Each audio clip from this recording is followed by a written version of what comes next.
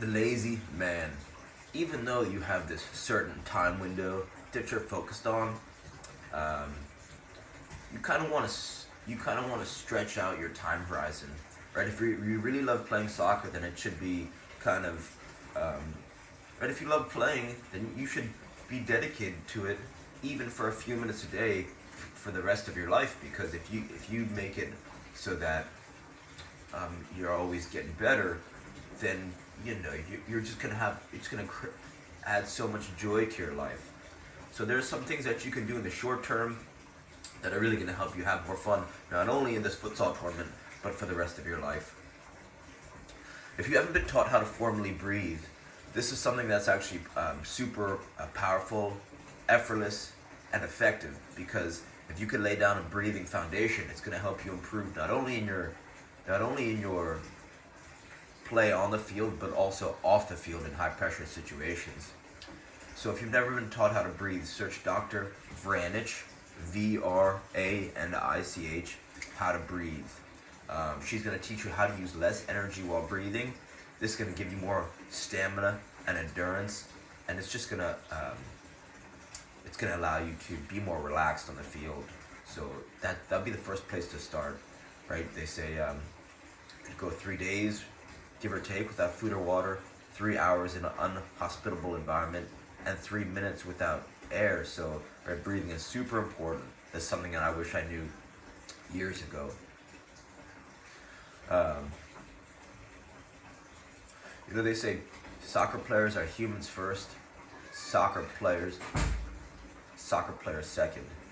What that means is, if you could start to make yourself move freely, you are going to have more success. You're going to prevent more injuries. You're going to be faster and you'll be stronger on the ball. So if you're not using an RMT rope, that's a great place to start.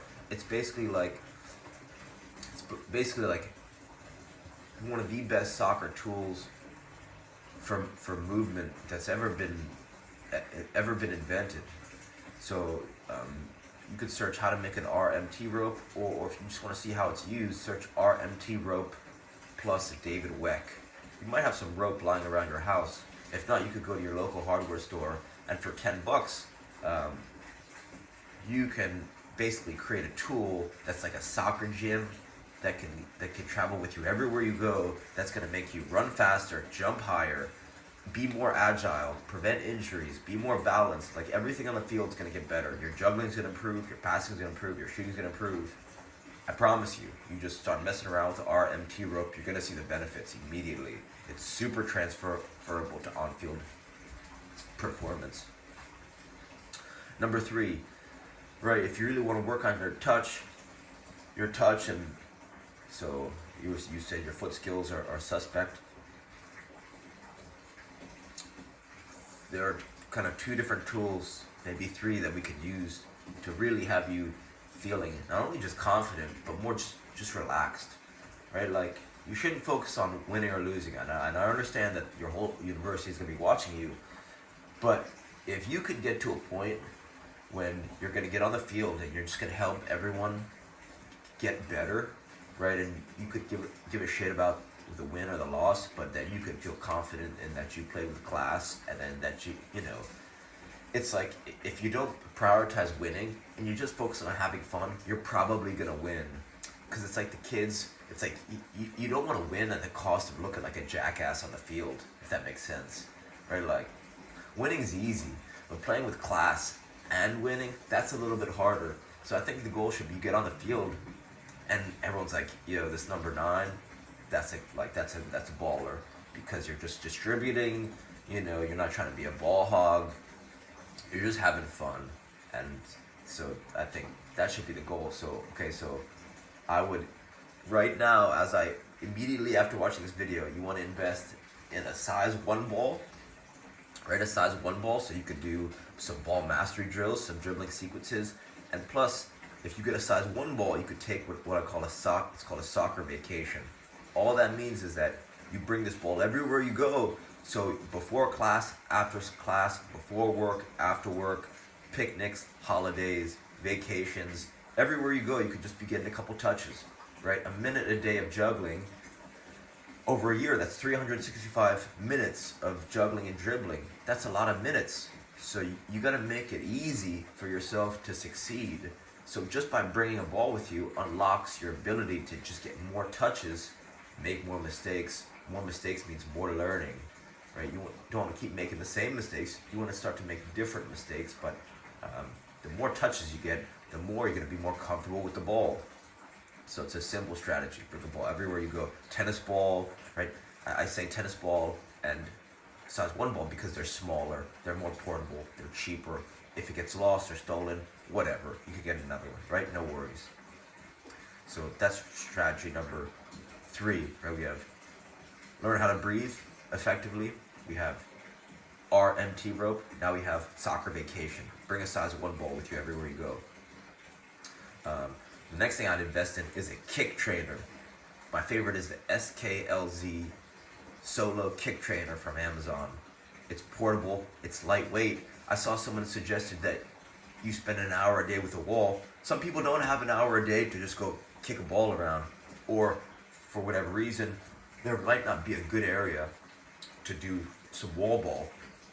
But with a kick trainer, it's like having a wall with you everywhere you go. You can cram months of training into days or weeks with a kick trainer because it's portable, it's lightweight, and since it's on a rope, you get the perfect pass played to you every time. You don't have to wait for a training partner. The ball will never run away for you. There's rapid feedback from the ball. And what I mean by that is if you go to strike the ball and you mishit it, you can self-correct immediately within a split second to get a nice clean touch on the ball, right? Just breathing back and forth. Right foot, left foot, left foot, right foot. Breathing, relaxing, thousands of touches. You could get 60 touches in 60 seconds, which means you can get in 10 to 15 minutes of walk around on campus or just in your dorm room watching soccer. You could get close to 1,000 touches in 10 to 15 minutes effortlessly. So I think this is one of the best tools for soccer skills development that's ever been invented.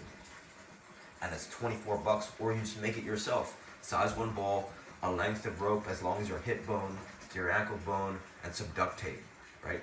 AC Milan, Sevilla, Ajax, all use kick trainers. This is not a new concept. So kick trainer is a great place that you can start improving your confidence on the ball and just being more relaxed while you're playing. If you really want to go, if you're say, Andrew, give me the heat. I want to start balling hard and I want to ball out in this tournament. Then I would invest in a dribble up ball. I believe it's $30. It's basically a ball with a little computer chip, and you use a TV or your cell phone, and you just follow along with these fun ball mastery games.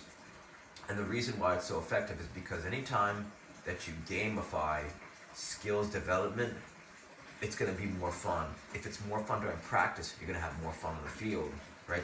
There's no friction because the game before the game is fun, which means the game's going to get more fun, right? So when you're following along with this game, you're going to get a lot of touches. You're just going to get more comfortable with the ball at your feet.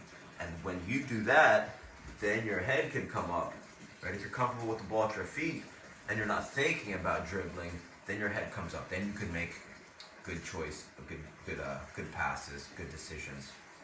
And last but not least, it's a follow-up of the soccer vacation, juggling. Juggling's one thing, right? All the best players are always the best jugglers. So juggling is the thing that's really gonna elevate your game above anything else other than besides dribbling, right? Because juggling is like rhythmic shooting, or you could say juggling is like rhythmic passing.